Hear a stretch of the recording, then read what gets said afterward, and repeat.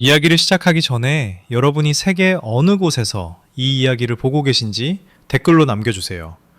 채널이 계속 성장하고 더 흥미로운 이야기를 전해드릴 수 있도록 좋아요와 구독을 잊지 마세요. 그날 아침은 지수와 민호가 함께 꾸린 서울의 작은 아파트에서 여느 때와 다름없이 시작되었습니다. 갓 내린 커피의 향기가 주방에서 풍겨나와 지수가 준비하고 있던 토스트의 고소한 냄새와 섞였습니다. 지수에게 있어 이 일상은 그녀의 삶이 궤도에 올라 있다는 것, 그리고 5년간의 결혼 생활이 사랑과 상호 이해 위에 세워졌다는 것을 재확인해주는 소소한 행복이었습니다. 그녀는 식탁에 2개의 접시를 놓고 민호가 가장 좋아하는 머그잔에 커피를 따른 뒤 만족스러운 미소를 지었습니다. 그녀는 이 소박함에 행복했고 이 행복이 영원할 것이라고 생각했습니다. 민호가 평소와 다르게 무거운 발걸음으로 식당으로 들어왔습니다.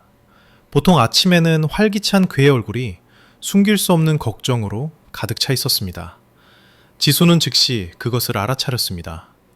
그녀는 나이프를 접시에 내려놓고 걱정스러운 눈빛으로 남편을 바라보았습니다. 여보, 무슨 일이야? 왜 그렇게 긴장해 보여?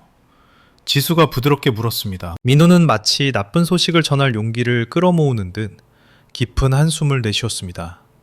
그는 지수의 맞은편에 앉았지만 눈을 마주치지는 못했습니다. 그의 시선은 커피잔에서 피어오르는 김에 고정되어 있었습니다. 지수야, 정말 미안해. 안 좋은 소식이 있어. 그가 낮은 목소리로 말했습니다. 방금 고향 부산에서 여동생한테 전화가 왔어. 어머니 상태가 아주 안 좋으시대. 지수의 세상이 잠시 멈춘 것 같았습니다. 시어머니인 김 여사, 비록 그들의 관계가 따뜻하다고 할 수는 없었지만 지수는 항상 그녀에게 깊은 존경심을 가지고 있었습니다. 김 여사는 확실히 깐깐한 인물이었고 종종 지수의 평범한 집안 배경에 대해 은근히 비꼬는 말을 하곤 했습니다. 하지만 지수는 항상 이해하려고 노력했습니다. 그녀는 자신이 깊이 사랑하는 남자의 어머니였으니까요. 어머니한테 무슨 일이 생긴 거야, 민호 씨? 그게 말이 돼? 엊그제만 해도 아가씨랑 통화했는데 어머니는 아주 건강하시다고 했단 말이야. 지수의 목소리는 불안감에 떨렸습니다. 그녀의 머릿속은 즉시 최악의 시나리오들을 상상하며 빠르게 돌아갔습니다. 어젯밤에 갑자기 쓰러지셨대. 혈압이 천장부지로 치솟아서 지금은 침대에서 일어나지도 못하신다고 해. 나 지금 당장 가봐야 해, 지수야. 난 외동아들이잖아. 내가 거기 있어야 해. 민호가 다급한 척하며 말했습니다. 2번 생각할 겨를도 없이 지수는 의자에서 일어났습니다. 아내이자 며느리로서의 본능이 앞섰습니다. 당연하지. 같이 가자, 민호씨. 지금 당장 준비할게. 가서 내가 어머니 간호를 도울 수 있어. 민호는 고개를 들어 그날 아침 처음으로 지수의 눈을 마주쳤지만 그의 시선은 묘했습니다. 억지 미소로 감추려 애쓰는 짧은 공포가 스쳐 지나갔습니다. 아니야, 여보. 그가 빠르게 거절했습니다. 너무나 빨랐습니다. 지수는 눈살을 찌푸렸습니다. 왜 안 돼? 난 당신 아내고 어머니의 며느리야. 내가 가서 뵙고 돕는 게 도리지. 회사에 휴가 내면 돼. 그런 게 아니야. 민호는 지수의 손을 잡고 꽉 쥐었습니다. 어머니 상태가 안정될 때까지만 며칠 다녀올게. 부산까지 운전해서 가는 길도 멀고 피곤하잖아. 당신까지 고생시키고 싶지 않아. 게다가 본가 집도 좁고 친척들이 많이 올 텐데 당신이 불편할 거야. 내가 매 순간 연락할게. 약속해. 이유들은 논리적으로 들렸습니다. 걱정해주는 말처럼 들렸습니다. 하지만 지수의 마음속 작은 목소리는 무언가 잘못되었다고 속삭였습니다. 왜 남편은 그녀가 가는 것을 그토록 막는 걸까요? 이런 상황에서 며느리의 지원이 가장 필요한 것 아닐까요? 하지만 민호 씨, 그건... 지수야. 민호가 그녀의 말을 딱 잘라 막았습니다. 이번에는 더 단호한 어조로 반론의 여지를 주지 않았습니다. 당신은 여기 있으면서 집 잘 지키고 어머니 빨리 나으시라고 기도해줘. 그거면 충분해. 자, 이제 며칠 동안 입으로 챙기는 거 좀 도와줘. 알았지? 지수는 결국 물러서며 불안감을 깊이 눌러 담았습니다. 민호가 자신을 고생시키지 않으려는 배려일 것이라고 스스로를 설득했습니다. 무거운 마음으로 그녀는 침실로 가서 옷장을 열었습니다. 그녀의 손은 능숙하게 민호를 위한 셔츠, 티셔츠, 바지 몇 벌을 골랐습니다. 그녀는 심지어 민호의 비타민과 개인 상비약까지 가방에 챙겨 넣으며 남편이 머무는 동안 부족함이 없도록 챙겼습니다. 그녀가 개는 옷 한 벌 한 벌이 마치 기도 같았습니다. 시어머니가 빨리 회복하고 남편이 곁으로 돌아오길 바라는 진심 어린 희망이었습니다. 1시간 후 민호는 떠날 준비를 마쳤습니다. 그는 현관에서 지수를 안았지만 그 포옹은 텅 비어 있었고 서두르는 느낌이었습니다. 나 갈게 지수야. 잘 지내고 있어. 도착하면 전화할게. 조심히 다녀와. 지수는 마음속의 혼란을 감추고 미소 지으려 노력하며 고개를 끄덕였습니다. 그녀는 남편의 손등에 입을 맞추고 그의 차가 길 모퉁이를 돌아 사라질 때까지 지켜보았습니다. 서늘한 아침 공기가 이제는 날카롭게 느껴졌고 평소 따뜻했던 아파트는 거대하게 텅 비고 고요해 보였습니다. 문을 잠그고 지수는 식탁을 치우기 위해 다이닝룸으로 돌아왔습니다. 마음은 여전히 걱정으로 가득 차 있었습니다. 민호가 의자 등받이에 남겨둔 데님 자켓을 집어들었을 때 작은 종이 조각 하나가 떨어져 바닥으로 팔랑거리며 내려앉았습니다. 종이는 구겨져 있었고 마치 자켓 주머니에 오랫동안 들어있었던 것 같았습니다.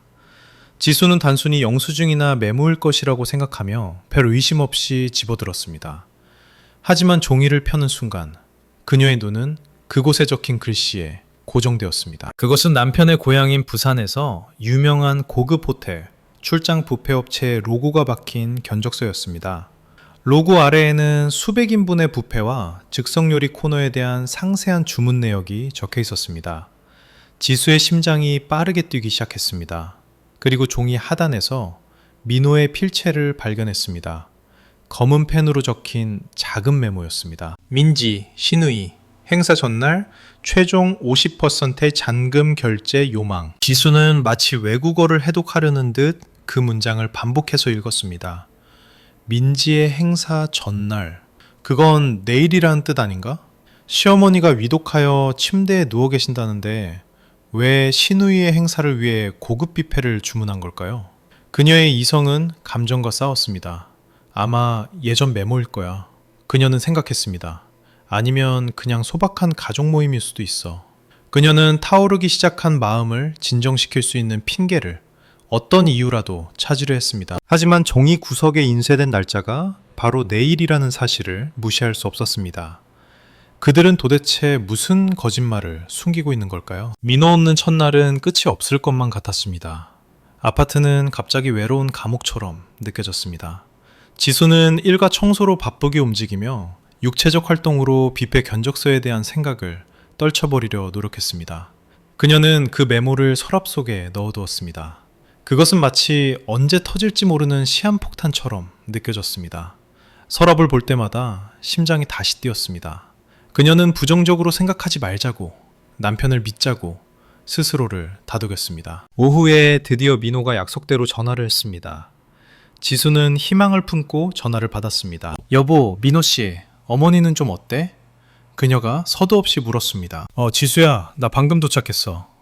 민호가 소화기 너머로 대답했습니다. 그의 목소리는 피곤하게 들렸지만 그 안에 다른 무언가가, 억지스러운 무언가가 섞여 있었습니다. 통화 배경음은 이상하리만치 조용했습니다. 아픈 사람이 있는 집에서 흔히 들릴 법한 대화 소리나 걱정하는 소리는 없고 그저 정적뿐이었습니다. 어머니 어떠셔? 의사 선생님은 뭐래? 지수가 재촉했습니다. 어머니는 쉬고 계셔. 동네 의사 선생님이 다녀가셨는데 안정을 취해야 한다고 하셨어. 스트레스 받으면 안 된다고. 방금 마사지 해드리고 나왔어. 민호가 약간 말을 더듬으며 대답했습니다. 지수는 뭔가 잘못되었다는 것을 직감했습니다. 왜 병원으로 모시고 가지 않아? 혈압이 그렇게 높으면 위험하잖아. 어머니가 싫다고 하셔, 지수야. 알잖아, 어머니 병원 싫어하시는 거. 에이, 너무 걱정하지 마. 그냥 기도나 해줘. 알았지? 민호가 말했습니다. 그는 대화를 빨리 끝내고 싶어하는 눈치였습니다. 어머니랑 통화 좀 하게 해줘, 민호씨. 잠깐이면 돼. 목소리라도 듣고 싶어. 안 돼, 지수야. 약 드시고 깊게 잠드셨어. 깨우면 안 좋아. 나 가봐야겠다. 씻으러 갈게. 나중에 다시 전화할게. 지수가 대답할 틈도 없이 전화가 끊겼습니다. 지수는 허탈감에 휩싸여 휴대폰 화면을 멍하니 바라보았습니다. 통화는 그녀를 안심시키기는커녕 의심에 기름을 부은 격이었습니다. 몇 시간 후 다시 전화를 걸어보았지만 통화는 거절당했습니다. 잠시 후 민호에게서 문자가 왔습니다. 미안해 여보. 여기 신호가 너무 안 잡히네. 나중에 연락할게. 신호가 안 잡힌다고? 대한민국 어디서든 잘 터지는 게 휴대폰인데 부산 본가에서 신호가 안 잡힌다니? 지난달에 동네 근처에 기지국이 새로 설치됐다고 하지 않았나? 거짓말이 너무 뻔하고 서툴렀습니다. 그날 밤 지수는 잠을 이룰 수 없었습니다. 온갖 끔찍한 가능성들이 머릿속을 채웠습니다.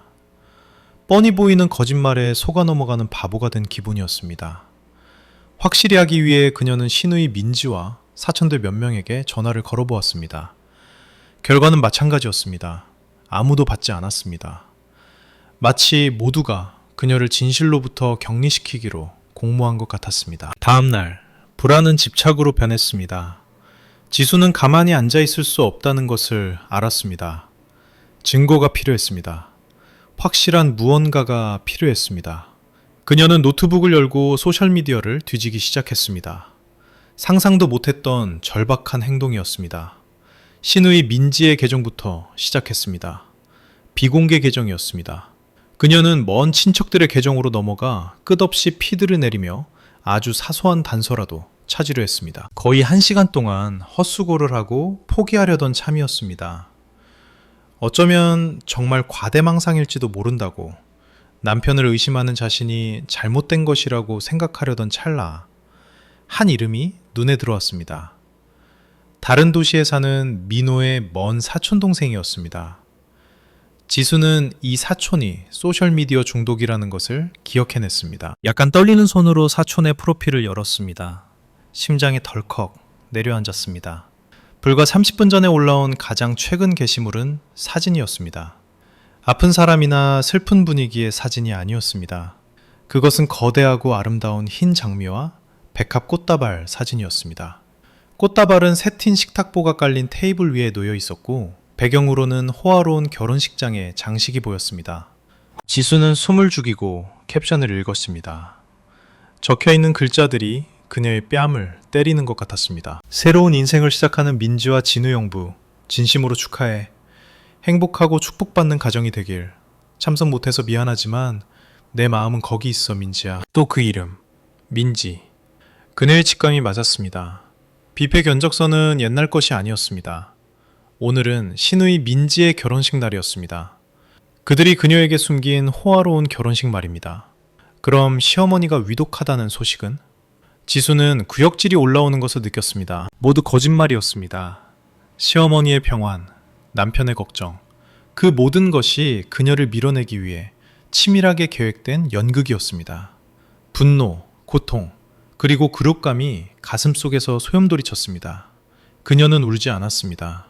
눈물은 얼음장 같은 분노로 얼어붙어 버린 것 같았습니다. 이게 그녀가 갈 수 없었던 이유였습니다.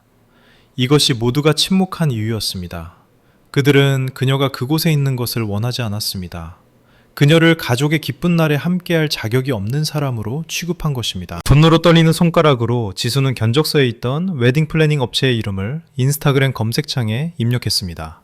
계정이 즉시 나타났고 프로필 상단에는 그들이 라이브 방송 중임을 알리는 다채로운 원이 반짝이고 있었습니다. 지수는 심장이 가슴을 뚫고 나올 것만 같았습니다. 클릭 한 번으로 그녀는 라이브 방송에 입장했고 그녀의 세상은 산산조각 났습니다. 지수의 세상은 6인치 휴대폰 화면으로 축소되었습니다.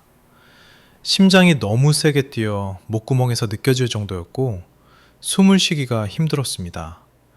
라이브 방송은 수백 킬로미터 떨어진 곳에서 한 여자의 세상이 무너지고 있다는 사실 따위는 아랑곳하지 않고 계속되었습니다. 가장 먼저 보인 것은 꿈의 정원처럼 변신한 호텔 볼룸이었습니다.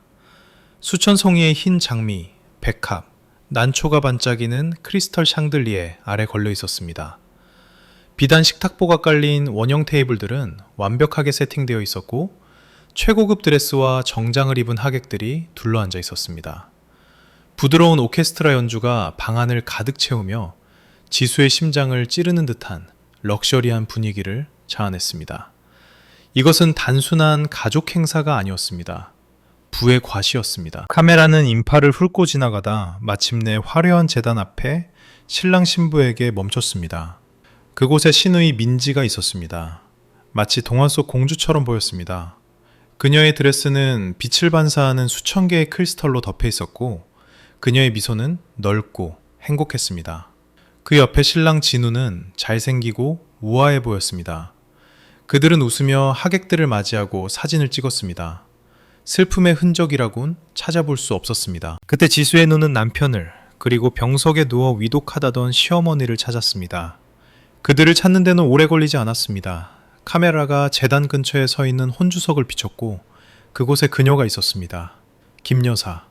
건강하고 환하며 여느 때처럼 거만한 모습으로 반짝이는 비지가 달린 쑥색 맞춤 한복을 입고 있었습니다. 머리는 완벽하게 올렸고 금붙이가 목과 손목을 장식하고 있었습니다. 그네의 얼굴은 딸의 결혼식의 성공을 과시하며 귀빈들을 맞이하는 자부심으로 빛났습니다. 링거도 창백한 얼굴도 어젯밤에 쓰러졌다는 사람의 징후는 어디에도 없었습니다. 김 여사 옆에는 남편 민호가 서 있었습니다. 바로 그날 아침 거짓말로 그녀를 안아주었던 남자. 민호는 평소 고향에서 입던 구겨진 셔츠가 아니었습니다. 몸에 딱 맞는 맞춤 정장을 입고 머리는 깔끔하게 손질했으며 입가에서는 미소가 떠나지 않았습니다. 그는 친척들과 웃고 친구들의 등을 두드리며 행복해 보였습니다. 어머니의 병을 걱정하는 아들이 아니라 여동생의 결혼식을 자랑스러워하는 오빠의 모습 그 자체였습니다. 그들만의 행복한 테두리 안에서 웃고 있는 그들을 보며 지수는 내면의 무언가가 끊어지는 것을 느꼈습니다. 고통은 참을 수 없을 정도였습니다. 가장 깊은 배신의 고통이었습니다. 단순히 초대받지 못한 게 아니었습니다. 잔인한 거짓말을 핑계로 그녀의 존재 자체가 지워진 것입니다. 그들은 그녀를 너무나 하찮고 거추장스러운 존재로 여겨 그녀가 파티에 절대 발을 들이지 못하도록 드라마를 꾸며낸 것입니다. 바로 그때 마치 운명이 그녀의 마음을 태우고 있는 불길에 기름을 붓고 싶어 하는 듯 카메라가 김 여사를 클로즈업했습니다. 그녀는 세련돼 보이는 중년 여성과 신나게 대화 중이었습니다. 음악 소리가 약간 작아지며 그들의 대화가 지수의 휴대폰 스피커를 통해 꽤 선명하게 들려왔습니다. 파티가 정말 환상적이에요, 여사님. 민지 결혼 축하해요. 여자가 칭찬했습니다. 김 여사가 웃었습니다. 오만하고 만족스러운 웃음소리였습니다. 고마워요. 부모 마음이 다 그렇잖아요. 자식한테 최고만 주고 싶어서요.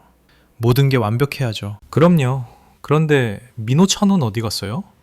오늘 밤 통 안 보이던데. 지수는 숨을 멈췄습니다. 심장이 멈춘 듯 그녀의 결혼 생활의 운명을 결정지을 대답을 기다렸습니다. 김 여사는 혀를 차며 마치 성가신 파리를 쫓는 듯 손을 휘저었습니다. 표정이 살짝 일그러졌습니다. 아유, 말도 마세요. 그녀가 무시하는 어조로 말했습니다.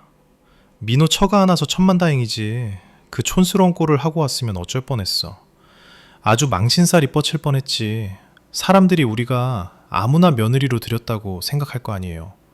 집에 있는 게 도와주는 거지. 산산조가. 그 단어로는 지수가 느낀 감정을 설명하기에 부족했습니다. 휴대폰이 힘없는 손에서 미끄러져 바닥에 둔탁한 소리를 내며 떨어졌습니다. 아파트의 정적을 깨뜨렸습니다. 촌스러운 것, 망신, 수준 미달. 그 단어들이 머릿속에서 메아리 쳤습니다. 한 음절 한 음절이 채찍질처럼 느껴졌습니다. 이게 진짜 이유였습니다. 이것이 그들이 오래전에 그녀에게 내린 판결이었습니다. 그들의 눈에 그녀는 숨겨야 할 부끄러운 존재에 불과했습니다. 5년 동안의 헌신, 노력, 좋은 며느리가 되려 했던 모든 것이 아무 의미가 없었습니다. 체면과 위신 앞에서 지수는 그저 부끄러운 먼지 조각이었습니다. 바닥에 떨어진 휴대폰에서 여전히 들려오는 라이브 방송의 웃음소리와 음악소리가 그녀를 조롱하는 것 같았습니다. 그녀의 어리석음을 비웃는 듯 했습니다. 그 파티의 화려함 속에서 그녀의 존엄성은 짓밟혀 아무것도 남지 않았습니다. 라이브 방송이 끝난 후 지수는 몇 시간 동안 바닥에 앉아 있었습니다. 고요한 집은 그녀의 마음이 파괴되는 것을 지켜보는 침묵의 증인이 되었습니다. 그녀는 소리 지르지 않았습니다. 물건을 부수지도 않았습니다. 그저 가만히 앉아 고통이 온몸의 세포를 집어 삼키도록 내버려 두었습니다. 처음에는 마비될 듯한 공허함만 느껴졌습니다. 머릿속은 하얗고 가슴은 무감각했습니다. 하지만 서서히 그 공허함은 압도적인 슬픔의 파도로 채워지기 시작했습니다. 참았던 눈물이 마침내 터져나왔습니다. 그녀는 울었습니다. 맹목적으로 믿었던 자신의 어리석음 때문에 울었고, 가족과 공모하여 자신을 모욕한 남자에게 바친 5년의 세월 때문에 울었습니다. 그녀는 비틀거리는 걸음으로 침실로 향했습니다. 웨딩 앨범을 펼쳤습니다. 그곳에는 미래에 대한 희망으로 가득 찬 행복하게 웃고 있는 자신과 민호의 얼굴이 있었습니다. 그 사진이 이제는 잔인한 농담처럼 보였습니다. 그녀는 액자를 끌어안았습니다. 눈물이 유리를 적시며 이제는 거짓으로 느껴지는 아름다운 추억들을 흐릿하게 만들었습니다. 한때 따뜻하게 느껴졌던 집안의 모든 구석구석이 이제는 거짓말을 상기시켰습니다. 함께 TV를 보던 소파, 민호가 좋아하는 요리를 준비하던 주방, 꿈을 나누던 침대, 모든 것이 오염된 것 같았습니다. 그녀는 눈이 붓고 목소리가 쉴 때까지 울었습니다. 고통의 바다에 잠겨 배신의 독을 모두 토해내도록 스스로를 내버려 두었습니다. 하지만 밤이 지나고 날이 밝아오며 커튼 틈으로 첫 햇살이 스며들기 시작하자 지수의 내면에서 무언가가 변했습니다. 눈물이 멈췄습니다. 타오르던 슬픔이 서서히 식으며 더 단단하고 날카롭고 위험한 무언가로 결정화되었습니다. 차가운 분노와 불타는 결이었습니다. 그녀는 거울 속에 비친 퉁퉁 붓고 창백하고 비창한 자신의 모습을 바라보았습니다. 그건 그녀가 아니었습니다. 그녀는 피해자가 아니었습니다. 그들이 자신을 운명에 체념하는 약한 여자로 만들도록 내버려두지 않을 것입니다. 김 여사는 그녀를 촌스럽다고 했습니다. 민호는 그녀를 부끄러워했습니다. 그들은 이제 그들이 과소평가했던 여자가 무엇을 할 수 있는지 보게 될 것입니다. 마음속에서 아이디어 하나가 형성되기 시작했습니다. 너무나 대담하고 미친 짓이라 조금은 두렵기도 했습니다. 하지만 그 두려움은 곧 존엄성을 되찾겠다는 욕망에 의해 극복되었습니다. 그녀는 부산으로 내려가 그들과 맞서지 않을 것입니다. 그건 너무 쉽고 너무 뻔한 일이었습니다. 순간적인 만족감을 줄 뿐 그녀를 드라마틱한 여자로 생각하는 그들의 이미지만 확인시켜줄 뿐입니다. 아니요. 최고의 복수는 그들 없이도 스스로 서서 행복할 수 있다는 것을 증명하는 것입니다. 그들이 거만한 파티에 초대하지 않았다고 해서 그녀의 세상이 무너지지 않는다는 것을 보여주는 것입니다. 그녀의 마음은 즉시 그녀에게 힘을 주는 한 가지, 바로 재정적 독립에 집중되었습니다. 그동안 민호는 항상 지수의 월급을 부부 공동계좌로 이체할 것을 고집했습니다. 이유는 달콤했습니다. 여보, 가족 재정을 관리하기 쉽게 하려고 그러지. 계좌는 민호의 이름으로 되어 있었지만 지수가 사용할 권한이 있었습니다. 남편을 굳게 믿었던 지수는 동의했습니다. 그녀는 그동안 그 계좌 잔액의 거의 90%가 자신의 뼈 빠지는 노력, 보너스, 야근 수당으로 천천히 모아진 것이라는 사실을 깊게 생각하지 않았습니다. 그녀가 모르는 사이 민호의 라이프 스타일과 부산 본가를 돕는 데 쓰인 돈이 바로 그 돈이었습니다. 이 사실을 깨닫자 그녀는 힘을 느꼈습니다. 통제권은 그녀에게 있었습니다. 더 이상 떨리지 않는 손으로 지수는 노트북을 열고 은행 앱에 로그인했습니다. 화면에 뜬 잔액 숫자를 보자 심장이 뛰었습니다.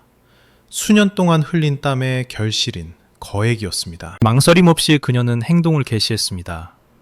최소한의 금액만 남기고 공동계좌의 전액을 결혼 전 개설해둔 자신의 개인 계좌로 이체했습니다. 민호는 전혀 모르는 비밀 계좌였습니다. 몇 초 만에 거래가 완료되었습니다. 자금이 이동했습니다. 그녀는 자신의 것을 되찾았습니다. 다음으로 그녀는 항공사 웹사이트를 열었습니다. 그녀의 손가락은 언젠가 민호에게 꿈의 여행지라고 말했던 곳을 입력했습니다.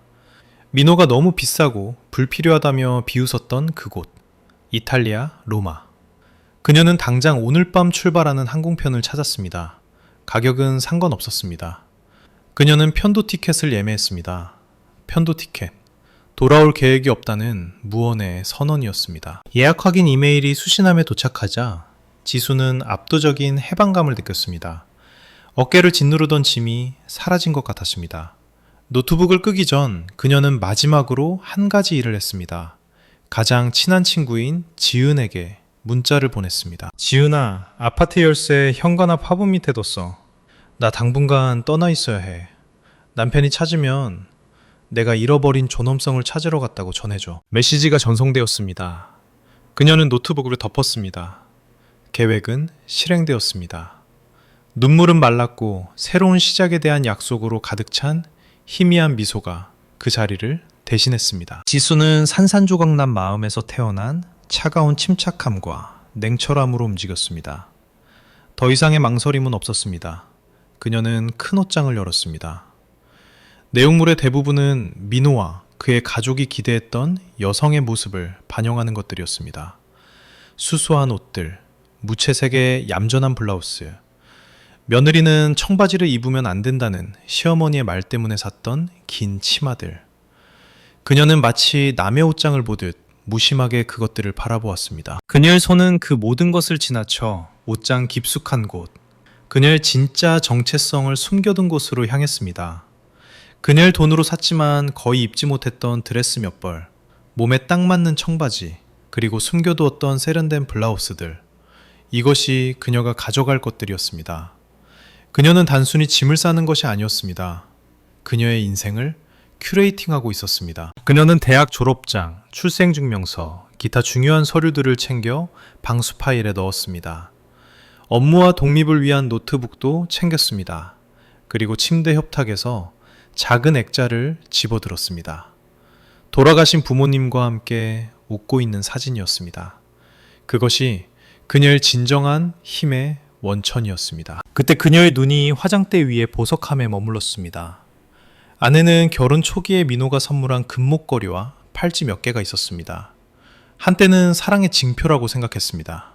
이제는 족쇄로 보였습니다. 그녀를 얽매이고 빚진 기분이 들게 만드는 도구였습니다. 그녀는 상자를 닫았습니다. 가져가지 않을 것입니다. 구속처럼 느껴지는 어떤 것도 가져가고 싶지 않았습니다. 그녀의 발걸음은 전신 거울로 향했습니다. 왼쪽 약지에는 여전히 중앙에 작은 다이아몬드가 박힌 화이트 골드 결혼 반지가 끼워져 있었습니다. 그녀는 손을 들어 올려 결혼식 날을, 민호가 맹세했던 성스러운 서약을, 거짓으로 판명된 사랑으로 가득 찼던 그 눈빛을 떠올렸습니다. 그들의 결합을 상징하며 손가락에 끼워졌던 이 반지는 이제 소유권의 낙인처럼 느껴졌습니다. 민호 가족의 소유물임을 나타내는 표식 같았습니다. 천천히 신중한 동작으로 그녀는 반지를 뺐습니다. 반지 아래의 피부는 창백하고 낯설어 보였습니다. 5년 동안 지속된 결합의 흔적이었습니다. 손가락이 가볍고 자유로워졌습니다. 그녀는 반지를 던지지 않았습니다. 폭발적인 분노는 그녀의 스타일이 아니었습니다. 그녀는 반지를 화장대 위, 은색 액자에 담긴 웨딩 사진 바로 옆에 조심스럽게 올려놓았습니다. 그리고 액자를 들어 침착하게 엎어놓았습니다. 이제는 타인이 되어버린 두 사람의 행복한 미소를 감추었습니다. 메시지는 분명했습니다. 이 결혼은 끝났다. 큰 여행 가방이 가득 찼습니다. 그녀는 가방을 거실로 끌고 나와 현관에서 잠시 멈췄습니다. 마지막으로 아파트의 구석구석을 둘러보았습니다. 민호가 야근하고 돌아오길 기다리며 잠들곤 했던 푹신한 소파, 남편을 기쁘게 하기 위해 새로운 요리를 시도했던 깔끔한 주방, 그녀가 가장 좋아하는 크림색으로 직접 칠했던 벽들. 이 집은 그녀의 사랑과 희망으로 지어졌습니다. 떠나는 것은 영혼의 절반을 찢어내는 것 같았지만 남은 영혼은 전보다 더 강하게 자라날 것임을 알고 있었습니다. 그녀는 친구 지은을 위해 짧은 메모를 써서 식탁 위에 남겼습니다. 그리고 뒤도 돌아보지 않고 문을 닫고 나갔습니다. 지은에게 말한 대로 현관 앞 큰 화분 밑에 열쇠를 밀어 넣었습니다. 호출한 택시가 제 시간에 포착했습니다. 기사가 짐을 싣는 것을 도와주었습니다.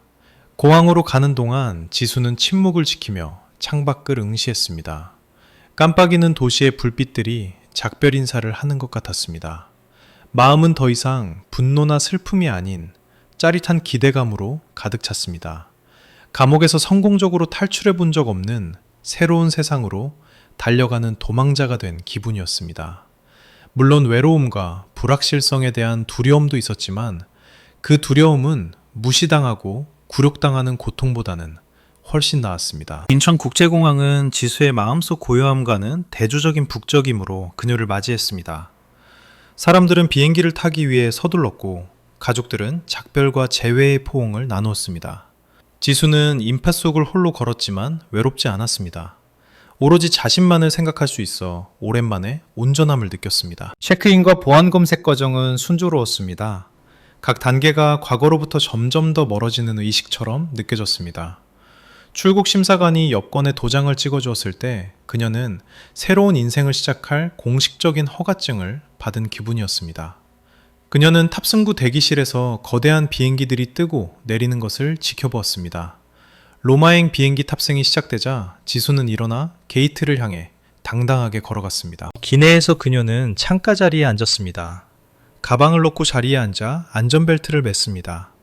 바로 지금 돌아올 수 없는 지점이었습니다. 비행기가 천천히 움직이기 시작하더니 점점 속도를 높여 엔진의 강력한 굉음과 함께 활주로를 바차고 올랐습니다. 지수는 몸이 자석에 파묻히는 것을 느끼며 창문에 얼굴을 댔습니다. 서울의 밝은 불빛들이 아래에서 점점 작아지며 아름다운 점들로 변하다가 마침내 어둠 속으로 사라지는 것을 지켜보았습니다. 구름이 하늘은 어둡고 맑았으며 수백만 개의 별들이 그녀를 환영하는 듯 했습니다. 3만 피트 상공에서 안전벨트 표시등이 꺼지자 지수는 휴대폰을 꺼내 연락처 목록을 열었습니다. 남편이라는 이름을 찾았습니다. 손가락이 잠시 그 이름 위에서 머물렀습니다. 그리고 망설임 없이 차단 버튼을 눌렀습니다. 확인 메시지가 떴습니다. 그녀는 탭했습니다. 완료. 그리고 시어머니를 찾아 차단. 신우이 민지 차단. 하나하나 그녀는 그 가족과 연결된 모든 디지털 다리를 끊어버렸습니다. 인생에서 그들의 독소를 씻어냈습니다. 작업을 마치자 그녀는 비행기 모드로 전환했습니다. 의자에 몸을 기대고 눈을 감았습니다. 이틀 만에 처음으로 평화를 느꼈습니다. 창밖으로 비행기는 계속해서 밤을 가르며 자유를 향해 그녀를 실어 날랐습니다. 로마 피우미치노 공항을 나선 지수를 맞이한 공기는 뼛속까지 시리게 하는 시원한 바람이었습니다. 로마의 가을이 그녀를 감쌌습니다. 몸은 약간 떨렸지만 마음은 엄청난 따뜻함을 느꼈습니다. 이것은 자유의 공기였습니다. 표지판들은 그녀가 거의 이해하지 못하는 이탈리아어로 적혀 있었고 사람들은 낯선 언어로 말했습니다. 낯선 나라에 완전히 혼자였습니다. 그 느낌은 두렵기보다는 믿을 수 없을 만큼 짜릿했습니다. 지수는 붐비는 관광호텔에 머무르지 않았습니다. 그녀는 앱을 통해 트라스테베레 지역의 작고 깨끗하며 현대적인 스튜디오를 예약했습니다. 독특한 카페와 보헤미안 분위기로 유명한 조용한 지역이었습니다. 도망친 관광객이 아니라 현지인처럼 살고 싶었습니다. 번역 앱을 통해 간신히 소통한 조용한 택시를 타고 마침내 숙소에 도착했습니다. 공간은 작았지만 필요한 모든 것이 있었습니다. 편안한 침대, 작은 부엌, 그리고 조용한 거리를 내다볼 수 있는 큰 창문. 이곳은 그녀의 궁전이자 새로운 왕국이었습니다. 로마에서의 첫 며칠은 적응과 작은 승리들의 연속이었습니다. 처음 슈퍼마켓에 간 것은 모험이었습니다. 낯선 제품들로 가득 찬 통로를 걸으며 앱의 도움으로 라벨을 읽으려 했었고 첫 파스타 요리인 카초 에 페페를 만들 재료를 사는데 성공했습니다. 작은 식당에서 혼자 밥을 먹으며 뜨거운 까르보나라를 주문하고 아무 방해 없이 즐기는 것은 정말 평화로웠습니다. 교통패스를 사고 지하철 노선을 해독하고 서툰 이탈리아어로 커피를 주문하는 등 혼자 해낸 모든 작은 일들이 오래전 잃어버렸던 자신감을 다시 쌓아주는 큰 성취처럼 느껴졌습니다. 그녀는 서울에서 가져온 자켓이 로마의 서늘한 밤을 견디기엔 충분하지 않다는 것을 깨달았습니다. 이것은 기회였습니다. 그녀에게 붙어있던 낡은 이미지를 벗어던질 기회였습니다. 그녀는 비아델 코르소의 쇼핑센터로 갔습니다. 그녀의 눈은 단번에 캐시미어 울로 만든 긴 카멜색 코트에 고정되었습니다. 우아하고 따뜻하며 비싸 보였습니다. 예전 같으면 감히 살 엄두도 못 냈을 것입니다. 민호는 사치라고 불평했을 것이고 시어머니는 분수에 맞지 않는다고 비난했을 것입니다. 하지만 지금의 지수는 달랐습니다. 그녀는 매장에 들어가 코트를 입어보고 거울을 보았습니다. 거울 속 여자는 자신감 있고 우아하며 품격 있어 보였습니다. 두 번 생각할 것도 없이 그녀는 계산대로 가서 자신의 돈으로 값을 치렀습니다. 그 새 코트를 입는 것은 마치 갑옷을 입는 것, 스스로 선택한 새로운 정체성을 입는 것과 같았습니다. 다음 날 그녀는 미용실에 가서 긴 머리를 어깨 길이의 단발로 잘랐습니다. 더 신선하고 현대적인 스타일이었습니다. 옛 지수는 죽었고 이제 다시 태어났습니다. 도착한 지 일주일쯤 지난 어느 날 아침, 지수는 낯선 고요함 속에 잠에서 깼습니다. 평소 희미하게 들리던 교통소음이 사라졌습니다. 침대에서 일어나 커튼을 열었습니다. 그녀를 맞이한 광경은 숨이 막힐 정도로 아름다웠습니다. 눈부신 태양이 도시를 비추며 지붕들을 마법 같은 황금색으로 물들이고 있었습니다.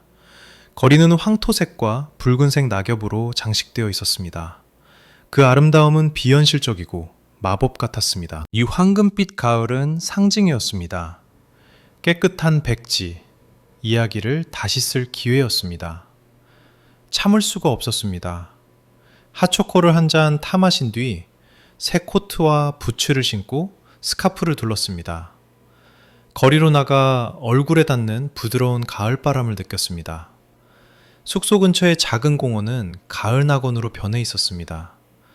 아이들이 낙엽 사이에서 웃으며 뛰어놀았고 연인들이 손을 잡고 산책했습니다.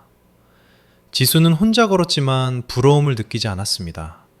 평화를 느꼈습니다. 그녀는 가지가 거의 드러난 나무 아래 섰습니다.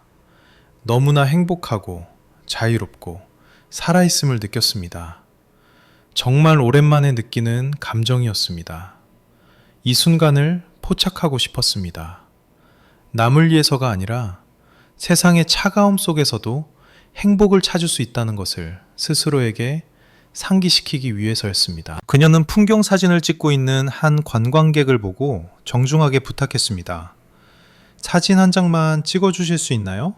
영어로 미소 지으며 말했습니다.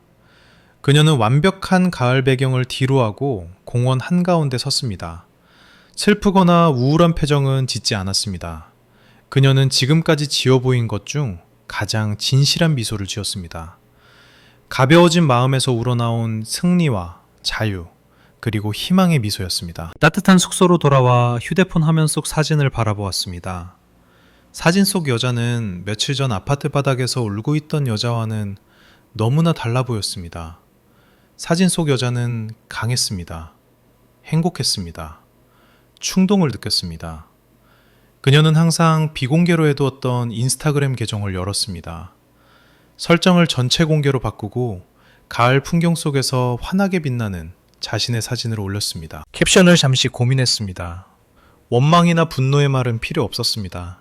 그녀의 품격은 그보다 높았습니다. 그저 자신의 진실을 표현하면 되었습니다. 그녀는 모든 것을 요약하는 간단한 문장을 적었습니다. 가을의 한가운데서 따뜻함을 찾다. 새로운 챕터의 시작. 탭 한 번으로 사진이 가상세계에 올라갔습니다. 그녀는 휴대폰을 엎어둔 채 테이블에 두었습니다. 좋아요 수나 댓글은 신경 쓰지 않았습니다. 그녀는 이미 원했던 것, 자기 확신을 얻었습니다. 그녀는 돌아서서 여전히 부드럽게 빛나는 창밖의 태양을 바라보며 핫초코를 한 모금 마셨습니다. 평화로웠습니다. 수천 킬로미터 떨어진 곳에서 그 단순한 게시물이 폭탄처럼 떨어져 결혼식을 날려버리고 그녀를 배신한 사람들의 세상을 황폐화시킬 준비를 하고 있다는 사실은 모른 채 말입니다. 반짝이는 호텔 볼룸에서는 민지의 결혼식이 한창이었습니다. 김 여사는 재단 근처에 우아하게 서서 입가에 승리의 미소를 띠고 있었습니다. 그녀는 마치 이 모든 사치가 가족의 지위와 존엄성을 보여주는 확실한 증거인 양 고개를 꼿꼿이 들고 하객들의 칭찬을 받아들였습니다. 멀지 않은 곳에 서 있던 민호는 완벽한 오빠로서의 역할을 수행하며 친구들에게 인사하고 재미없는 농담에도 웃어주며 중요한 친척들이 소홀함을 느끼지 않도록 챙겼습니다. 모든 것이 계획대로 진행되고 있었습니다. 완벽했습니다. 그들의 거짓된 행복의 거품 속에서 지수는 성공적으로 밀어낸 사소한 문제에 불과했습니다. 해결된 문제였죠. 그들은 이 문제가 방금 재앙으로 돌연변이를 일으켰다는 것을 알지 못했습니다. 작은 종말은 폭발이 아니라 속삭임으로 시작되었습니다. 예식이 지루해진 어린 사촌 동생이 인스타그램을 켰습니다. 익숙하지 않은 계정의 게시물을 보고 눈이 커졌습니다. 프로필 사진은 너무나 익숙한 얼굴, 지수였습니다. 아마 지수의 친구들이 좋아요를 눌러서 탐색 탭에 떴을 것입니다. 가을 공원에서 웃고 있는 여자의 사진과 짧지만 강렬한 캡션. 생각할 겨를도 없이 그녀는 옆에 앉은 이모를 쿡 찔렀습니다. 이모, 이것 좀 봐. 민호 오빠 와이프 아니야? 그녀가 속삭였습니다. 휴대폰이 손에서 손으로 넘어갔습니다.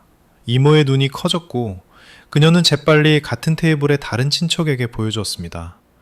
몇 분 만에 지수의 게시물은 디지털 전염병처럼 테이블에서 테이블로 퍼져나갔습니다. 파티의 흥겨운 소음은 서서히 루머로 오염되었습니다. 하객들의 웃음소리는 억지스럽게 들리기 시작했습니다. 아직 아무것도 모르는 직계 가족들을 향해 은밀한 시선들이 꽂혔습니다. 따뜻했던 축제 분위기는 기묘한 긴장감으로 식어갔습니다. 평소 김 여사의 거만함을 싫어했던 신랑 측 고모가 이것을 절호의 기회로 여겼습니다. 달콤하지만 독이 든 미소를 지으며 딸의 드레스 가격을 자랑하고 있는 김 여사에게 다가갔습니다. 사돈어른 축하해요. 예식이 참 훌륭하네요. 그녀가 정중하게 시작했습니다. 아, 그건 그렇고 며느님 지수씨가 여행 가서 참 보기 좋네요. 해외여행, 그것도 이탈리아라니 정말 멋져요. 민호군은 참 운도 좋아. 이렇게 독립적인 아내를 둬서. 김 여사는 이해하지 못해 눈살을 찌푸렸습니다. 여행이라니요? 지수는 집에 있어요. 뭔가 착각하셨나 본데. 어머, 그래요? 고모는 연습한 듯한 동작으로 휴대폰을 꺼냈습니다. 이것 좀 보세요. 1시간 전에 이 사진을 올렸던데요. 너무 예뻐요, 사돈. 못 알아볼 뻔했어요. 그녀는 김 여사의 얼굴에 휴대폰을 들이밀었습니다. 김 여사는 잠시 화면을 멍하니 바라보며 혼란스러워했습니다. 그러다 눈이 고정되었습니다. 이국적인 가을 풍경을 배경으로 환하게 웃고 있는 지수의 얼굴을 보았습니다. 우아한 카멜색 코트도 보았습니다. 캡션을 읽었습니다. 새로운 챕터의 시작. 김 여사의 빛나던 얼굴이 흑빛으로 변했습니다. 미소는 사라지고 충격의 표정이 되더니 이내 분노로 바뀌었습니다. 민호야, 이리 와봐. 그녀가 날카롭게 쉿 소리를 냈습니다. 목소리가 떨렸습니다. 수다를 떨던 민호가 돌아보고 어머니에게 다가왔습니다. 왜 그러세요, 어머니? 이것 좀 봐라. 김 여사가 휴대폰을 들이밀었습니다. 민호는 사진을 보았습니다. 지수의 미소를, 한 번도 본 적 없는 그 미소를 보았습니다. 집에서 보여주던 부드럽고 순종적인 미소가 아니었습니다. 자유로운 여자의 미소였습니다. 캡션은 뺨을 때리는 것 같았습니다. 새로운 챕터라니? 공포가 그를 사로잡기 시작했습니다. 어떻게 지수가 로마에 있을 수 있지? 언제 떠난 거지? 누구 돈으로? 니노의 머리가 어지럽고 이마에 식은땀이 흐르기 시작할 때 훨씬 더 시급한 문제가 닥쳤습니다. 이벤트 디렉터라는 명찰을 단 전문적인 차림의 여성이 굳은 미소를 띠고 그에게 다가왔습니다. 안녕하십니까, 민호 고객님. 방해해서 죄송합니다만... 그녀는 정중했지만 눈빛은 날카로웠습니다. 계약서에 따라 남은 50% 잔금 결제를 확인하고자 합니다. 저희 재무팀이 뒤쪽 사무실에 대기 중입니다. 지수의 사진 때문에 정신이 없는 민호는 손을 휘저으며 미루려 했습니다. 나중에요. 아직 행사가 안 끝났잖아요. 죄송합니다, 고객님. 규정상 밤 10시 행사가 끝나기 전에 결제가 완료되어야 합니다. 이미 9시가 넘었습니다. 여성이 낮지만 단호한 목소리로 주장했습니다. 대화를 엿들은 김 여사가 민호를 쿡 찔렀습니다. 얼른 가서 처리하고 와. 사람들 앞에서 망신시키지 말고. 그녀가 화난 목소리로 속삭였습니다. 공황 상태와 분노, 그리고 파티 도중 불려나온 것에 대한 굴욕감이 뒤섞인 채 민호는 무거운 발걸음으로 디렉터를 따라 구석에 마련된 임시 결제 데스크로 갔습니다. 몇몇 하객들의 시선이 그에게 꽂혔습니다. 그는 남은 자존심이라도 지키려는 듯 거만하게 지갑에서 체크카드를 꺼냈습니다. 여기요. 카드를 건넸습니다. 직원이 단말기에 카드를 긁었습니다. 몇 초 후 기계가 짧게 삐 소리를 냈고 화면에 끔찍한 붉은 글씨가 떴습니다. 승인 거절. 정저. 직원이 난처한 표정으로 민호를 바라보았습니다. 죄송합니다, 고객님. 거절되었습니다. 통신 문제겠죠. 다시 해보세요. 민호가 심장이 뛰기 시작하며 말했습니다. 다시 시도했지만 결과는 같았습니다. 기계에 문제가 있나 보네요. 민호는 변명하며 목소리가 떨리기 시작했습니다. 억지로 웃어보려 했지만 건조하고 이상한 소리만 나왔습니다. 제가 폰으로 이체해드릴게요. 의심스러운 눈초리로 보고 있는 디렉터 앞에서 민호는 은행 앱을 열었습니다. 손가락이 뻣뻣했습니다. 비밀번호를 입력하고 앱이 열렸습니다. 잔액을 확인하기 위해 메뉴를 눌렀고 숫자가 나타나자 숨이 턱 막혔습니다. 시야가 흐려졌습니다. 화면에 찍힌 숫자는 터무니없었습니다. 18,200원. 있어야 할 수천만 원이 아니라 단돈 만 몇천 원. 수년 동안 지수가 땀 흘려 번 돈, 자신이 주인이라고 생각했던 그 돈이 증발해버렸습니다. 떨리는 손으로 거래 내역을 열었습니다. 맨 윗줄에 어제 오후 거래가 있었습니다. 거액이 다른 계좌로 이체된 기록. 계좌번호는 낯설었지만 예금주 이름은 분명했습니다. 이지수. 현실이 화물 열차처럼 그를 덮쳤습니다. 지수는 그냥 떠난 게 아니었습니다. 계획적이었습니다. 그녀는 자신의 돈을 땡전 한 푼 남기지 않고 모두 되찾아갔습니다. 여동생의 결혼식 잔금을 치러야 할 돈, 그날 밤 가족의 모든 사치와 오만의 기반이 되었던 그 돈을. 민호는 휴대폰 화면에서 고개를 들었습니다. 앞에는 디렉터가 참을성 없이 기다리고 있었습니다. 주변에서 하객들의 속삭임이 커져갔고 머릿속에서는 로마에서 웃고 있는 지수의 얼굴이 계속 재생되었습니다. 그는 덫에 걸렸습니다. 사회적으로 매장당했고 이제 경제적으로도 파산했습니다. 가족이 주최한 가장 호화로운 파티 한가운데서 그는 자신이 빈털털이라는 사실을 깨달았습니다. 볼룸 구석의 정적은 너무나 두꺼워서 민호를 계속되는 축제 분위기로부터 격리시키는 것 같았습니다. 그는 휴대폰 화면의 은행 잔고에 시선을 고정한 채 얼어붙어 있었습니다. 앞에 서 있던 이벤트 디렉터는 인내심을 잃고 있었습니다. 전문적인 미소는 사라지고 경직되고 차가운 표정으로 바뀌었습니다. 그래서 어떻게 하실 건가요, 민호 씨? 오늘 밤 안에 정산하셔야 합니다. 그녀가 더 이상 친절하지 않은 목소리로 재촉했습니다. 민호는 대답할 수 없었습니다. 입이 바싹 마르고 혀가 입천장에 달라붙었습니다. 뭐라고 말할 수 있을까요? 돈이 없다고? 촌스럽다고 무시했던 아내가 전 재산을 털어갔다고? 본능적으로 뭔가 끔찍하게 잘못되었다는 것을 감지한 김 여사가 서두로 다가왔습니다. 얼굴은 분노와 당혹감으로 붉게 달아올라 있었습니다. 또 뭐야? 왜 이렇게 오래 걸려? 그냥 결제해. 가족들 구경거리 만들지 말고. 김 여사가 낮지만 긴장된 목소리로 쉿쉿거렸습니다. 그녀는 아들이 왜 바보처럼 구는지 보려고 민호의 손에서 휴대폰을 낚아챘습니다. 눈이 곧바로 은행 앱 화면으로 향했습니다. 비참한 잔액을 보았습니다. 잠시 이해하지 못했습니다. 그러다 거래 내역을 보았습니다. 지수의 이름을 보았습니다. 김 여사의 얼굴이 붉은색에서 사색으로 변했습니다. 마치 복부에 강타를 맞은 듯 몸이 휘청거렸습니다. 이럴 수가. 그녀가 힘없이 속삭였습니다. 그러다 민호를 바라보며 믿을 수 없다는 듯 눈을 크게 떴습니다. 분노가 통제할 수 없이 폭발했습니다. 이 멍청한 놈아, 도대체 뭘 한 거야? 왜 네 돈이 다 걔한테 가 있어? 마누라 하나 단속 못해? 그녀는 사람들이 많은 곳이라는 것도 잊고 비명을 질렀습니다. 그 고함 소리에 음악이 즉시 멈췄습니다. 방 안의 모든 눈이 그들에게 쏠렸습니다. 속삭임에 불과했던 드라마가 이제 메인 이벤트가 되었습니다. 하객들은 식사를 멈추고 대화를 멈추고 이 명망 있는 가족의 몰락을 병적인 호기심으로 지켜보았습니다. 결제 불이행 소식은 무대 뒤로 들불처럼 번졌습니다. 이벤트 디렉터가 팀에게 신호를 보냈습니다. 다른 업체 대표들이 하나둘 가족에게 다가오기 시작했습니다.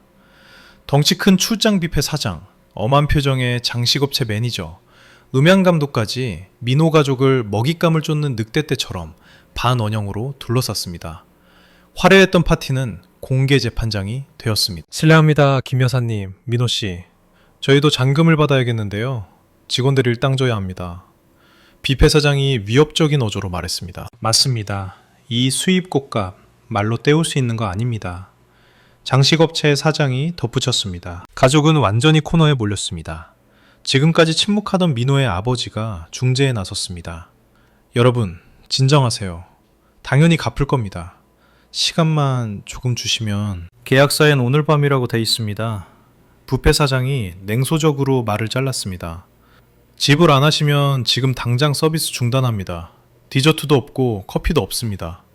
그는 모든 하객이 들을 수 있도록 큰 소리로 위협했습니다. 그 위협은 굴욕의 정점이었습니다. 하객들은 더 크게 수군거리기 시작했습니다. 몇몇은 뻔뻔하게 휴대폰을 꺼내 펼쳐지는 망신을 녹화하기도 했습니다. 재단에서 신부 민지가 뛰어내려왔습니다. 그녀의 호화로운 드레스는 이제 실패한 쇼의 의상처럼 보였습니다. 얼굴은 눈물로 범벅이 되었습니다. 엄마, 아빠, 이게 무슨 일이야? 왜 이러는 거야? 그녀가 흐느꼈습니다. 절망의 한가운데서 김 여사는 그 자리에 있던 모두가 기억할 만한 행동을 했습니다. 분노와 참을 수 없는 수치심으로 손을 떨며 그녀는 자랑스레 걸고 있던 화려한 금목걸이를 풀었습니다. 자신의 지위를 상징하던 그 보석을 뷔페페 사장에게 들이밀었습니다. 이걸 담보로 가져가요. 빚 갚기에 충분하고도 남을 테니까. 그녀가 내뱉었습니다. 고위층 만임행세를 하던 여자가 수백 명의 하객 앞에서 빚을 갚기 위해 보석을 내놓는 모습은 놓치기 아까운 드라마였습니다. 곳곳에서 휴대폰 플래시가 터지며 김 여사의 몰락 순간을 영원히 남겼습니다.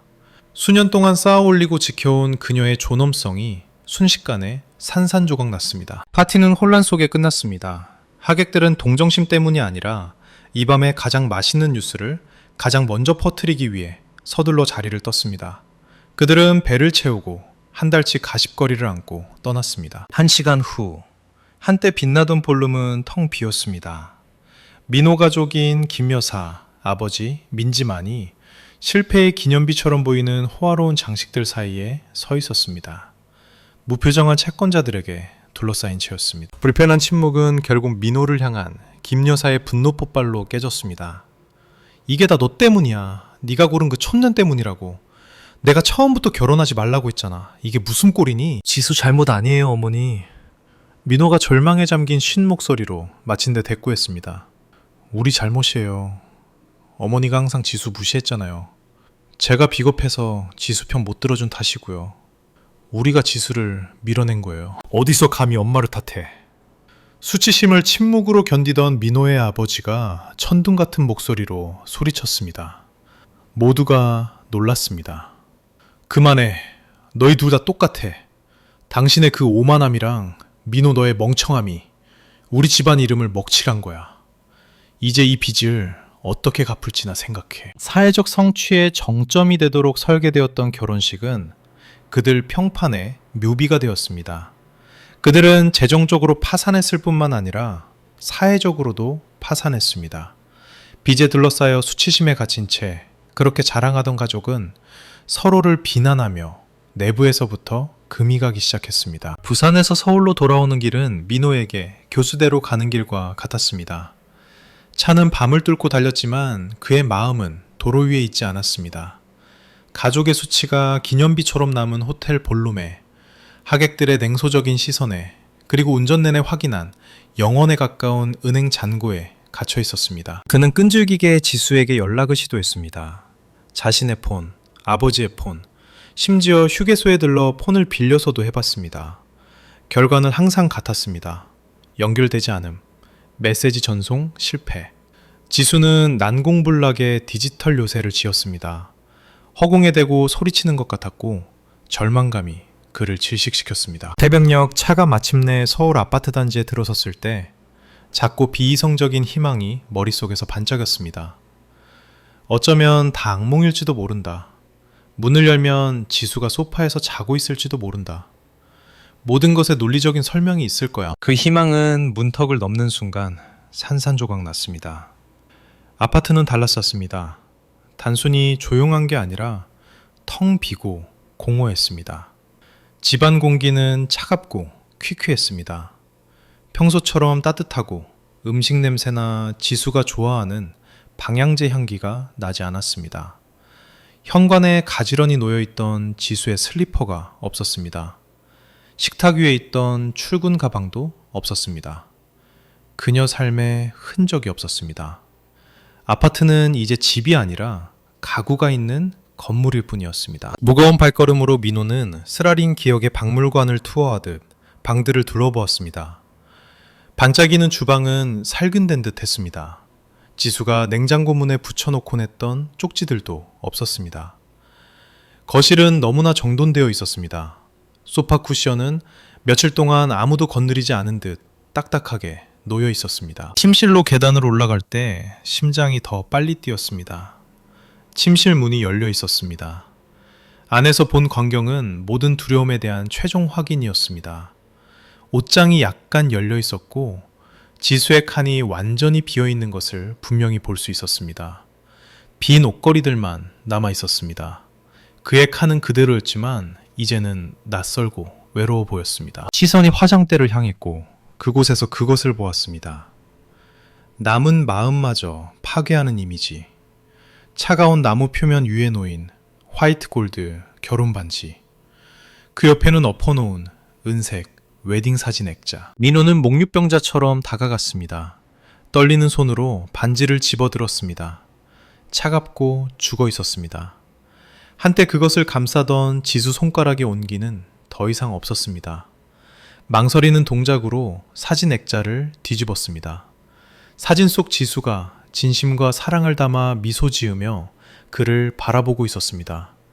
그가 가장 잔인한 방법으로 배신한 여자의 미소였습니다. 압도적인 후회가 그를 강타해 숨쉬기 힘들게 만들었습니다. 그는 침대 끝에 무너져 내리며 두 손에 얼굴을 파묻었습니다. 참았던 흐느낌이 마침내 터져나와 조용한 방을 채웠습니다. 다음 며칠은 생지옥이었습니다. 민호는 자기 집에서 유령처럼 살았습니다. 먹지도 자지도 않았습니다. 그저 지수와 그녀의 친구들에게 연락하려 했지만 아무 대답도 없었습니다. 결혼식의 수치심은 서울까지 따라왔습니다. 먼 친척이기도 한 직장 동료들이 거리를 두기 시작했습니다. 소문이 퍼진 것입니다. 재정적인 타격이 곧 뒤따랐습니다. 전화기가 끊임없이 울렸습니다. 지수가 아니라 은행과 카드사였습니다. 친구들에게 밥을 사고 가족 선물을 사는 데 썼던 카드 대금 자동이체가 모두 거절되었습니다. 평소 지수의 월급으로 해결될 줄 알고 무시했던 청구서 더미가 이제는 그를 집어삼킬 종이 괴물처럼 보였습니다. 그는 자신이 안정이라는 환상 속에 살았다는 것을 깨달았습니다.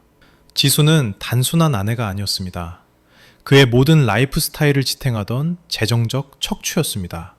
그리고 이제 그 척추가 사라졌습니다. 돌아온 지 정확히 일주일 후 먼지 쌓인 현관에 멍하니 앉아있을 때 택배기사가 큰 갈색 봉투를 배달했습니다. 심장이 뛰었습니다. 지수의 편지일까? 설명이나 사과일까? 떨리는 손으로 수령 서명을 하고 봉투를 뜯었습니다. 내용물은 연애 편지도 설명도 아니었습니다. 차갑고 딱딱한 법원 서류들이었습니다. 첫 장 상단에 굵은 글씨로 이혼 소장이라고 적혀 있었습니다. 피고인 민호, 원고인 이지수, 가정법원은 이미 날짜를 잡았습니다. 모든 것이 너무나 확정적이고 되돌릴 수 없어 보였습니다. 봉투의 내용물을 모두 꺼내자 작은 물건 하나가 무릎 위로 떨어졌습니다. 통장이었습니다. 그가 존재조차 몰랐던 지수 명의의 개인 통장. 열어보니 완벽한 거래 내역이 보였습니다. 그리고 마지막 페이지에서 접힌 작은 쪽지가 나왔습니다. 지수의 단정하고 힘있는 필체가 적혀 있었습니다. 그동안 내 피땀 어린 돈 관리해줘서 고마워. 이젠 당신 노력의 대가를 즐겨봐. 분노도 슬픔도 없었습니다. 그저 차갑고 뼈아픈 사실의 진술뿐이었습니다. 최후의 일격. 완벽한 체크메이트였습니다. 민호는 온몸에 힘이 빠져나가는 것을 느꼈습니다. 의자에서 미끄러져 차가운 바닥에 무릎을 꿇었습니다. 법원 소장과 작은 쪽지가 주위에 흩어졌습니다. 그는 모든 것을 잃었습니다. 아내, 존엄성, 미래, 모두 자신의 어리석음과 오만함 때문이었습니다. 6개월 후 시간은 한때 하나였던 두 세상을 갈라놓았습니다. 맨해튼 중심가의 현대적인 오피스 빌딩에서 지수는 화이트보드 앞에 서서 자신의 사업 구상을 열정적으로 설명하고 있었습니다. 새 사무실은 크지 않았지만 밝고 긍정적인 에너지로 가득 찼습니다. 벽에는 그녀가 맨바닥에서 읽어낸 회사 프리스피릿 저니의 로고와 여행을 통해 여성을 힘있게 하다 라는 슬로건이 걸려 있었습니다. 지수의 외모는 완전히 변했습니다. 세련된 컷의 머리는 더 밝고 결의에 찬 얼굴을 감쌌습니다. 그녀는 프로페셔널하고 품격 있어 보이는 파란색 팬츠 슈트를 입고 있었습니다. 하지만 가장 큰 변화는 눈이었습니다. 더 이상 의심이나 불안은 없었고 지성과 자신감, 평온함만이 빛났습니다. 홀로 여행하는 여성들을 전문으로 하는 그녀의 여행 사업은 대성공을 거두었습니다. 그녀는 단순히 여행 패키지를 파는 게 아니었습니다. 경험, 용기, 독립을 팔았습니다. 그녀는 폐허 속에서 자신의 세상을 다시 세우고 더 웅장한 왕국으로 만들 수 있다는 살아있는 증거이자 영감이 되었습니다. 반면 아주 멀리 떨어진 다른 세상에서 민호의 가족은 그들의 행동에 대한 대가를 치르고 있었습니다. 민지의 결혼식 빚을 갚기 위해 그들은 부산의 본가를 팔아야 했습니다. 동네의 웃음거리가 된 수치스러운 일이었습니다. 한때 사회적 지위로 존경받던 김 여사는 이제 우울하고 후회하는 노인이 되었습니다. 이웃들의 냉소적인 시선을 마주하기 두려워 작은 월세집에 틀어박혔습니다. 민지의 결혼 생활도 드레스만큼 아름답지 않았습니다. 스캔들과 비주로 시작되었고 집안은 싸움으로 가득 찼습니다. 특히 남편 진우의 가족이 민지 집안의 몰락을 끊임없이 들먹이며 무시했기 때문입니다. 민호의 운명이 가장 비극적이었습니다. 이혼과 재정 파탄의 압박으로 직장에서 집중력을 잃었고 몇 번의 경고 끝에 결국 해고당했습니다. 카드 빚을 갚기 위해 차도 팔아야 했습니다. 한때 흠잡을 데 없이 차려입던 남자는 이제 옛 친구의 배려로 얻은 5성급 호텔의 파트타임 연회장 웨이터로 일하고 있었습니다. 그는 도시 외곽의 고시원에서 살았습니다. 매일 지수의 이미지와 끝없는 후회가 그를 괴롭혔습니다. 얄궂은 유머 감각을 지닌 운명은 마침내 이 두 세상을 만나게 했습니다. 지수는 민호가 일하는 호텔 로비의 우아한 카페에서 봄 여행 패키지 런칭 행사를 하고 있었습니다. 여행 블로거들과 여성 잡지 기자들에 둘러싸인 그녀는 관심의 중심이었습니다. 그녀는 웃고 질문에 지적으로 대답하며 압도적인 성공의 아우라를 뿜어냈습니다. 몸에 맞지 않는 흑백 유니폼을 입은 민호는 그 구역 담당이었습니다. 손님들의 물잔을 채우고 더러운 접시를 치우는 게 그의 일이었습니다. 그토록 오랜만에 지수를 보았을 때 그는 폐의 공기가 모두 빠져나가는 듯 했습니다. 아침을 차려주던 여자, 촌스럽다고 무시했던 그 여자가 적이 닿을 수 없는 별처럼 빛나고 있었습니다. 너무나 아름답고 위엄있고 현재 자신의 세상과는 동떨어져 보였습니다. 엄청난 수치심과 고통이 그를 집어삼켰습니다. 그는 눈에 띄지 않으려 고개를 숙이고 테이블 사이를 그림자처럼 움직였습니다. 하지만 지수가 인터뷰 중인 테이블 근처에서 더러운 유리잔, 쟁반을 들려던 순간 긴장한 손이 갑자기 떨렸습니다. 쨍그랑! 쟁반이 요란한 소리를 내며 떨어졌고 유리잔들이 깨지며 내용물이 바닥에 쏟아졌습니다. 소음 때문에 지수를 포함한 모두가 돌아보았습니다. 영원처럼 느껴진 아주 짧은 순간 두 사람의 눈이 마주쳤습니다. 민호는 100만 가지 감정이 담긴 표정으로 지수를 바라보았습니다. 타오르는 수치심, 깊은 후회, 스스로 버린 삶에 대한 고통스러운 그리움. 지수는 그를 바라보았습니다. 하지만 그녀의 눈에는 증오도, 분노도, 심지어 동정조차 없었습니다. 그저 아주 먼 과거에 희미하게 아는 얼굴을 본 듯한 차분하고 거리감 있는 이식뿐이었습니다. 그녀는 고개를 아주 살짝 끄덕였습니다. 실수를 한 호텔 직원에게 보내는 정중한 제스처였습니다. 아는 체 하는 것이 아니라 그냥 예의상 하는 인사였습니다. 그리고 믿을 수 없을 만큼 우아하게 시선을 돌려 아무 일 없었다는 듯 인터뷰어에게 다시 집중했습니다. 죄송해요. 어디까지 얘기했죠? 아, 네. 로마를 혼자 여행하는 여성들을 위한 안전 팁에 대해서였죠. 지수에게 그 사건은 바쁜 하루 중 2초간의 방해에 불과했습니다. 민호에게 그 미묘한 무시, 그 조용한 무관심은 천마디 욕설보다 훨씬 더 고통스러웠습니다. 그는 지수의 인생에서 지워졌고 그저 서툰, 낯선 사람으로 전락했습니다. 카페 매니저가 달려와 그를 꾸짖으며 당장 치우라고 명령했습니다. 깨진 유리 조각을 줍기 위해 무릎을 꿇은 민호의 귀에 멀리서 지수의 자신감 넘치는 웃음소리가 들렸습니다. 다시는 들어갈 수 없는 세상의 목소리였습니다. 그날 밤 행사를 성공적으로 마친 지수는 아파트 발코니에 서서 뉴욕의 불빛을 바라보았습니다. 그녀는 더 이상 민호나 깨진 유리잔에 대해 생각하지 않았습니다. 그녀의 마음은 사업에 대한, 미래에 대한 거대한 계획으로 가득 차 있었습니다. 복수심이 아니라 자신의 행복을 쌓음으로써 승리했습니다. 세상에, 그리고 무엇보다 자신에게 보여주었습니다. 진정한 여왕은 옛 왕자를 되찾으려 하지 않는다는 것을. 그녀는 이전보다 훨씬 더 웅장한 자신만의 궁전을 짓습니다. 그리고 그곳에서 홀로, 그리고 온전하게, 행복하게 살았습니다. 2년 후, 시간은 인내심 있는 조각가처럼 한때 부서졌던 삶을 다시 빚었고 거짓의 가면을 닳게 했습니다. 결혼으로 묶였던 두 세상은 이제 거리, 운명, 그리고 건널 수 없는 후회의 심연에 의해 분리되어 각자의 궤도를 돌고 있었습니다. 첫 번째, 세상은 마법 같은 가을 오후의 로마에 중심을 두고 있었습니다. 거리의 가로수잎들은 황금빛 바다로 변했고 상쾌한 공기는 겨울의 도착을 예고했습니다. 지수는 2년 전 운명을 바꾼 사진을 찍었던 바로 그 공원의 오솔길을 평화롭게 산책했습니다. 하지만 이번에는 혼자가 아니었습니다. 그녀 뒤로 다양한 연령대의 여성 그룹이 함께 걸으며 근처 궁전의 역사에 대한 지수의 설명을 경청하고 있었습니다. 그들은 프리스피릿 저니의 최신 투어 그룹이었습니다. 지수의 사업은 기하급수적으로 성장했습니다. 이제 뉴욕에 작은 팀이 있고 이탈리아의 현지 파트너들도 있었습니다. 그녀는 더 이상 티켓과 호텔만 팔지 않았습니다. 경험을 디자인했습니다.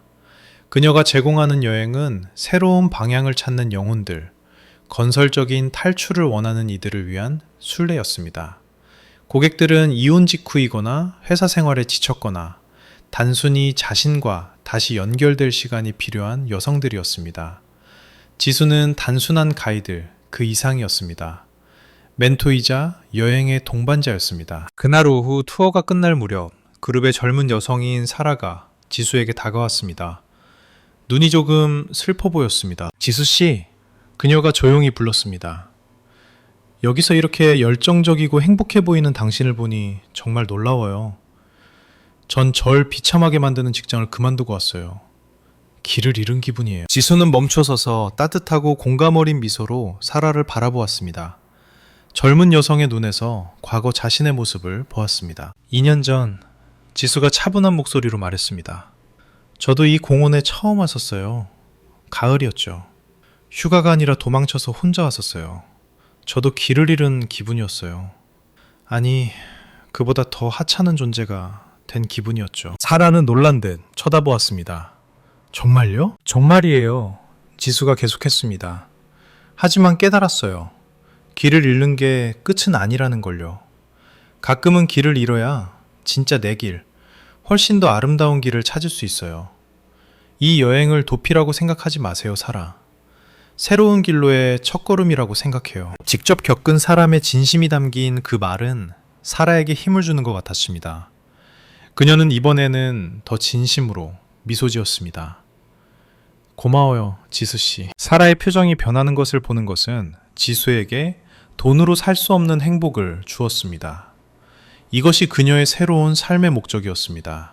자신의 상처를 타인을 위한 빛으로 바꾸는 것. 그날 밤 고객들이 호텔로 안전하게 돌아간 것을 확인한 후 지수는 곧바로 숙소로 가지 않았습니다. 몬티지구의 작은 전통 카페로 갔습니다. 창가에 혼자 앉아 따뜻한 생강차를 마시며 밖의 풍경을 바라보았습니다. 완전히 평화로웠습니다. 그녀의 행복은 더 이상 남자의 존재나 타인의 인정에 달려있지 않았습니다. 그녀의 행복은 온전했고 내면에서 자신의 성취와 마음의 평화에서 비롯되었습니다. 그녀는 자신의 진정한 소울메이트, 바로 자신을 찾았습니다. 한편 수천 킬로미터 떨어진 두 번째 세상에서 행복은 희귀한 상품이었습니다. 민호는 이제 뉴욕 외곽의 물류회사에서 사무직으로 일하고 있었습니다. 아침부터 밤까지 창문도 없고 환기도 잘 안 되는 작은 사무실에서 데이터를 입력하는 단조로운 일이었습니다. 매일이 반복이었습니다. 새벽같이 고시원을 나와 통근 열차에 끼어 타고 8시간 일하고 다시 고시원의 외로움으로 돌아왔습니다. 빚은 대부분 갚았지만 그 대가는 후회로 얼룩진 청춘이었습니다. 매일 밤 잠들기 전 그에게는 고통스러운 의식이 있었습니다. 인스타그램을 열었습니다. 지수의 개인 계정은 더 이상 찾지 않았습니다. 절대 찾을 수 없다는 걸 오래전부터 알았습니다. 그는 프리스피릿 저니의 비즈니스 계정을 열었습니다. 이탈리아의 아름다운 장소에서 웃고 있는 지수의 사진을 보았습니다. 그녀를 칭찬하는 고객들의 후기를 읽었습니다. 고화질 이미지 속에서 전처의 성공을 지켜보았습니다. 새로운 게시물 하나하나가 심장을 찌르는 것 같았습니다. 그는 그녀를 미워하지 않았습니다. 증오는 오래전 증발했고 씁쓸한 존경과 끝없는 상실감으로 대체되었습니다. 화면 속의 여자가 자신의 결정에 의한 결과라는 것을 알았습니다. 그는 다이아몬드를 버렸고 이제 먼지 속에서 사는 것에 만족해야 했습니다. 다시 부산으로 돌아가 보면 김 여사와 민지의 운명도 나을 게 없었습니다. 김 여사는 이제 민지, 진우 부부와 함께 수수한 월세집에서 살고 있었습니다. 본가를 판 후 그녀의 오만함은 고난에 의해 깎여나갔습니다. 그녀는 조용하고 병약해졌습니다. 이웃들이 자식 자랑을 하는 것을 들을 때마다 날카로운 고통을 느꼈습니다. 때때로 그녀는 지수를 그리워했습니다. 사랑해서가 아니라 지수가 간접적으로 가져다 주었던 안정과 편안함이 그리워서였습니다. 민지의 결혼 생활은 파탄 직전이었습니다. 결혼식의 수치심은 결코 아물지 않는 상처가 되었습니다. 진우와 시댁은 빚과 망신을 초래한 일을 끊임없이 들먹였습니다. 부부싸움은 일상이었습니다. 결혼식 날의 찰나의 사치는 수년간의 비참함과 맞바꿔졌습니다. 아이러니하게도 민지는 이제 사는 게 얼마나 힘든지 불평하곤 했는데 그건 예전에 지수가 하던 말들이었고 민지가 속으로 비웃던 불평들이었습니다. 운명의 아이러니의 절정은 어느 주말 저녁 로마에서 일어났습니다. 지수는 그룹을 이끌고 핀처 언덕으로 가서 포폴로 광장 너머로 지는 노을을 감상했습니다. 그곳에서 도시의 불빛은 별들의 카페처럼 아래로 펼쳐져 있었습니다. 밤바람이 머리카락을 흩날렸고 그녀가 도운 여성들의 웃음과 행복한 얼굴에 둘러싸인 채 지수는 끝없는 수평선을 응시했습니다. 그녀의 세상은 거대하게 느껴졌고 미래는 밝고 무한한 가능성으로 펼쳐져 있었습니다. 문자 그대로 그리고 비유적으로 그녀는 세상의 정상에 있었습니다. 거의 같은 시간 뉴욕의 어두운 구석에서 민호는 지친 몸을 이끌고 고시원 방으로 돌아왔습니다. 작은 창살이는 창문을 열었습니다. 보이는 것은 도시의 불빛이 아니라 다른 건물의 뒷벽과 좁고 더러운 골목뿐이었습니다. 공기는 탁하고 습했습니다. 옆방에서 싸우는 소리와 오토바이 굉음이 귀를 찔렀습니다. 그의 세상은 너무나 작고 갇혀있고 숨막히게 느껴졌었습니다. 밖을 내다보았지만 볼 수 있는 수평선은 없었고 벽뿐이었습니다. 언덕 위의 지수는 깊은 숨을 들이마시며 자유의 신선하고 깨끗한 공기를 느꼈습니다. 입가에 진심 어린 미소가 번졌습니다. 골목바닥의 민호는 깊은 한숨을 내쉬며 절망의 무겁고 탁한 공기를 느꼈습니다. 그들은 더 이상 연결되어 있지 않았지만 그들의 삶은 서로의 거울과도 같았습니다. 하나는 다시 시작할 용기의 초상화였고 다른 하나는 영원한 후회의 그림이었습니다. 결국 최고의 카르마는 가해자의 완전한 파멸이 아니라 피해자가 자신의 삶을 너무나 높고 눈부시게 다시 세워 그들의 그림자조차 더 이상 닿을 수 없게 만드는 것이었습니다.